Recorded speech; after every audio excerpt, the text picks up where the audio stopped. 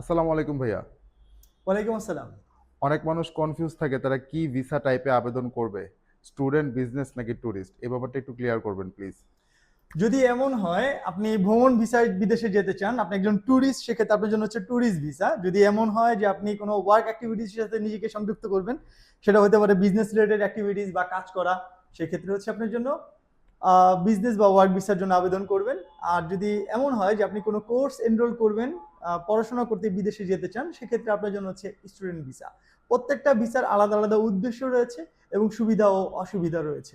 এটা নির্ভর করবে আপনার চাহিদার উপরে। কোন ভিসার কি কি সুবিধা এবং অসুবিধা রয়েছে ভাইয়া? ভিসা সুবিধা অসুবিধার পূর্বে আমি বলতে চাই কোন ভিসা পাওয়ার জন্য কি ধরনের ক্রাইটেরিয়া বা যোগ্যতা উপযুক্ততা প্রয়োজন। যদি এমন হয় আপনি একজন ট্যুরিস্ট, আপনি ভ্রমণ করতে বিদেশে যেতে চান এবং সেটা যদি ফার্স্ট ওয়ার্ল্ড কান্ট্রি হয়, সেক্ষেত্রে মোটামুটি ফার্স্ট ওয়ার্ল্ড সবগুলো কান্ট্রি সিমিলার ক্রাইটেরিয়া তারা চেয়ে থাকে। আহ, ভ্রমণের জন্য ব্যয় নির্বাহ করার যথেষ্ট রকমের সামর্থ্য আপনার রয়েছে কিনা, যেটা সাধারণত আপনার ব্যাংক স্টেটমেন্ট এবং হচ্ছে আপনার অ্যাসেট ভ্যালুয়েশনের মাধ্যমে আপনি রিফ্লেক্ট করতে পারেন।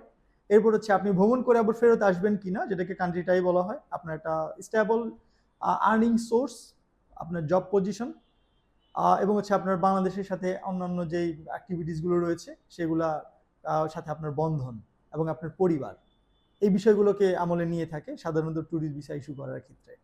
আহ, পূর্ববর্তী ভ্রমণ রেকর্ডটাও অনেক সময় সহায়ক হিসেবে কাজ করে।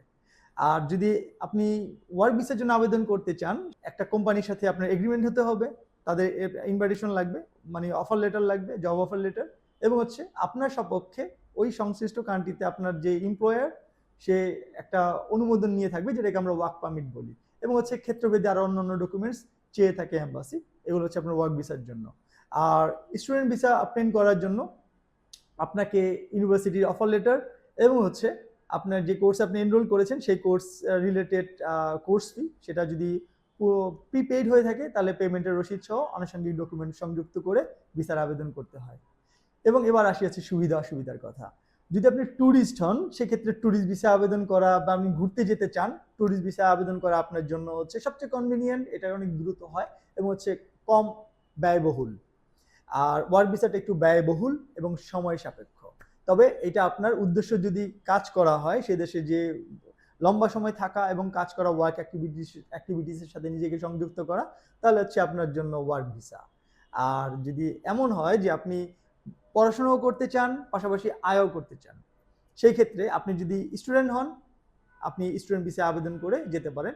স্টুডেন্ট ভিসা পাওয়াটা ওয়ার্ক ভিসার চেয়ে তুলনামূলক সহজ, তবে এটার জন্য আপনার আনুষঙ্গিক যা যা প্রয়োজন সেই বিষয়বস্তুগুলো থাকতে হবে।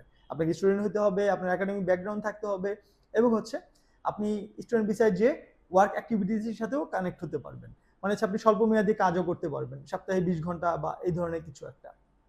এটা নির্ভর করছে সংশ্লিষ্ট দেশের উপরে এবং হচ্ছে সেই ইউনিভার্সিটি, যে ইউনিভার্সিটিতে আপনি পড়াশোনা করতে যাবেন, সেখানে তারা আপনাকে কতটুকু সময় অ্যালাউ করছে কাজ করার জন্য। সো এই হচ্ছে আর কি আপনার মোটামুটি সবচেয়ে বেশি আবেদন হয় যে ভিসাগুলো, সেগুলোর একটা সংক্ষিপ্ত সামারি। আরো বিস্তারিত জানার জন্য আমাদের ইউটিউব চ্যানেলটা ভিজিট করতে পারেন। ইউটিউব চ্যানেলের লিংক নিচে ডিসক্রিপশনে দেওয়া রয়েছে।